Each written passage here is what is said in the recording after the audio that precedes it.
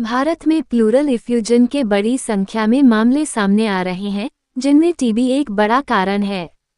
समय पर इलाज न मिलने पर यह बीमारी जानलेवा भी साबित हो सकती है।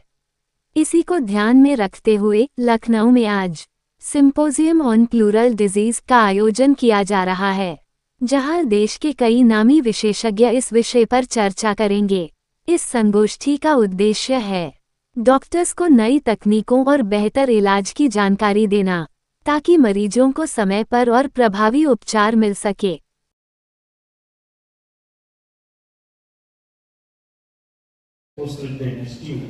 He continued, but still he had fever, spikes of fever, and drain output was adequate. So the tube was, the column was moving, inflammatory marker remained elevated, and repeat examination showed persistent dullness on the left side.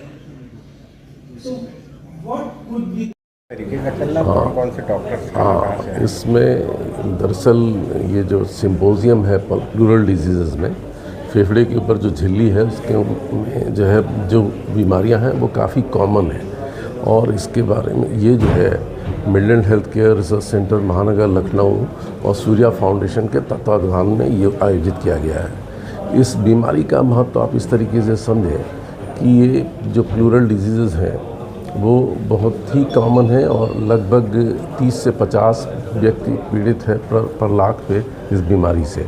और इसमें बहुत सारे लोगों को फेफड़े में पानी आ जाता है, फेफड़े में हवा भर जाती है प्लूरल स्पेस में, और कई बार कैंसर्स की वजह से कई बार जो है पानी आ जाता है, जो दिल की बीमारी है उससे आ जाता है, और कई बार लीवर की बीमारी या किडनी की बीमारी। तो उसको कैसे पहचानेंगे आप, उसको कैसे डिफ्रेंशिएट करें किस वजह से है और इसका क्या इलाज है।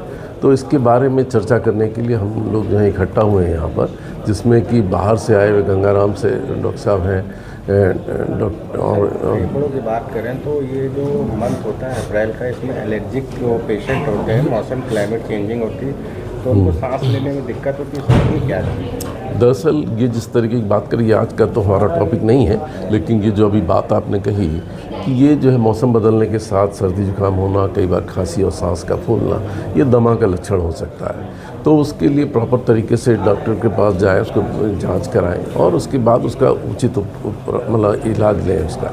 तो ये मौसम के बदलाव के साथ एलर्जिक डिजीज़ कॉमन है। तो सर हमारे चैनल के माध्यम से किस तरीके से अवेयर करेंगे लोगों को? ये जो प्लूरल डिजीज़ के बारे में हम लोग जहाँ ये बात कर रहे हैं, ये कि इन बीमारियों को पहचानने के लिए पहले तो आप जो बीमारी के लक्षण हैं, जैसे किसी को खांसी आती है, सांस का फूलना है, सीने में दर्द होना अगर है तो अपने डॉक्टर के पास जाएं, इसका जांच कराएं ताकि उसको पहचाना जा सके। और कई बार इसको जो है प्लूरल डिजीज़ में जैसे कि फेफड़े में पानी आ जाता है तो पानी को सीने से निकालने की आवश्यकता होती है। तो इसके लिए किसी स्पेशलिस्ट के पास जाकर उससे निकाल लें पानी, उसकी जांच करा लें ताकि वो बता सके कि किस तरीके का ये पानी आया है और उसके हिसाब से इलाज कर सकें। कहाँ से डॉक्टर्स आए? हाँ, इसमें जैसे गंगाराम दिल्ली से हैं, हॉस्पिटल मौलाना जीबी पंत हॉस्पिटल से हैं दिल्ली से, और फोर्टिस दिल्ली से हैं, अपने यहाँ किंग मेडिकल कॉलेज SGPGI से भी लोग हैं, और बाहर प्राइवेट प्रैक्टिस में करने वाला कई डॉक्टर्स जो हैं मतलब मिडलैंड हॉस्पिटल से भी इसमें व्याख्यान दे रहे हैं।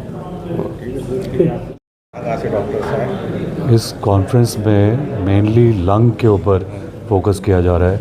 जितने भी हमारे फेफड़ों में बीमारियां हैं, चाहे वो पानी भरने के कारण हो, चाहे फेफड़ों में पस पड़ने के कारण हो, उसको कैसे डायग्नोज किया जाता है, उसको कैसे ट्रीट किया जाता है, उसके ऊपर पूरी चर्चा हो रही है। और पूरी इंडिया भर से एक्सपर्ट्स हैं, मेनली लखनऊ के तो हैं ही, जैसे मेरे को दिल्ली से बुलाया गया है, ऐसे ही बहुत एक्सपर्ट्स हैं जो अपने अपने फील्ड के विशेषज्ञ हैं और इसी पे वो चर्चा कर रहे हैं। सर बात करें लंग्स की, तो लंग्स को किस तरीके से प्यूरीफाई रख सकता है आदमी, सही रख सकता है क्या उसके खाने पीने में किस तरीके से? देखिए, खाने पीने का लंग्स के साथ सबसे बड़ा तो प्रदूषण है।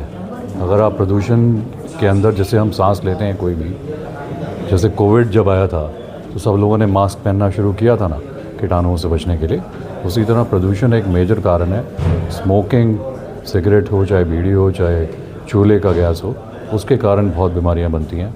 और इन्फेक्टेड एनवायरनमेंट, हमारे यहाँ पर टीबी का बहुत प्रकोप है, तो टीबी की बीमारियां बहुत है। उसके साथ साथ फेफड़ों के कैंसर, उसका भी बहुत बड़ा प्रकोप है।